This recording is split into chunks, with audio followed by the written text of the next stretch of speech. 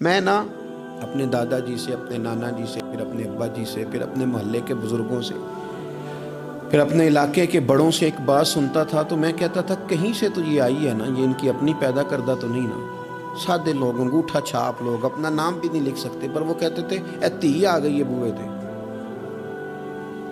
ہن موڑ سکتے۔ سمجھ آ رہی ہے میری بات کی؟ دروازے پہ بیٹی آ گئی ہے، اب کچھ ہو سکتا؟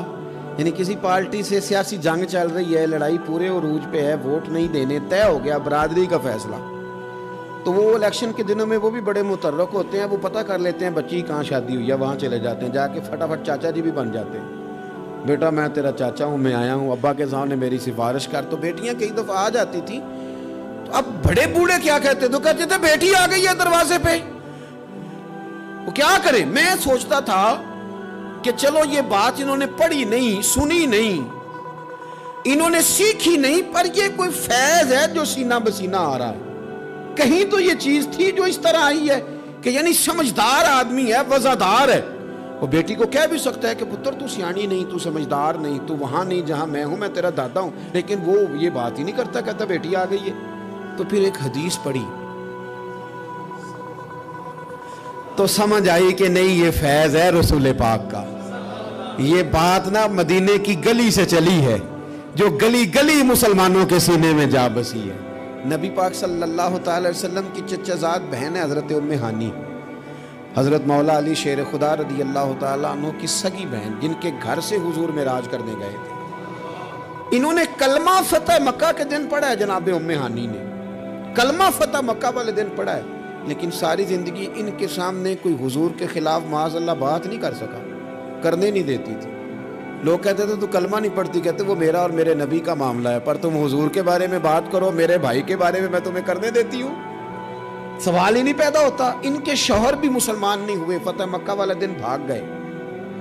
ان کے رشتے میں کچھ دیور تھے سسرال کے رشتوں میں سے، وہ تو اتنے سخت کافر تھے، اسلام کے دشمن تھے، لیکن حضور جب فتح مکہ پہ گئے تو بڑے بڑے لوگوں نے دعوت دی، پر حضور ان کے گھر میں گئے، نفل بھی وہیں پڑے، روٹی بھی وہیں کھائی، وہاں رہے۔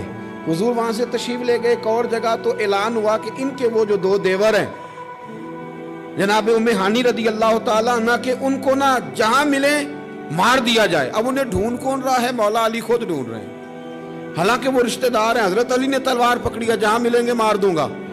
جناب ام ہانی نے نا اپنے وہ دونوں دیور تلاش کیے، ڈھونڈ کے لائیں، لا کے کمرے میں بند کر کے باہر سے دروازہ بند کیا اور سیدھی حضور کے پاس چلی گئی، کہنے لگی علی انہیں ڈھونڈ رہے ہیں، یہ پیغام آیا ہے ان کے لیے، یہ اعلان کر دیا گیا ہے۔ حضور نے فرمایا ام ہانی تو بات کر، تو کہنے لگی حضور پھر میں نے انہیں پناہ دے دی ہے،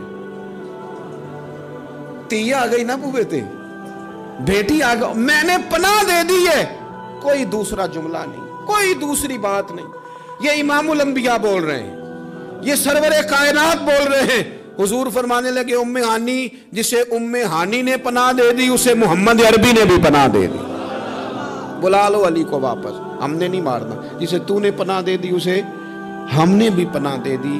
بیٹی جو آ گئی ہے، بہن جو آ گئی ہے دروازے پہ، چل کے جو آ گئی ہے تو ختم ہو گئی بات۔ مجھے سمجھ آ گئی کہ میرے دیہات کے بزرگوں کے سینوں تک یہ جو بات پہنچی ہے تو یہ کوئی فیض ہے، یہ کوئی کرم ہے، یہ کہیں سے چلی ہے جو یہاں تک آئی۔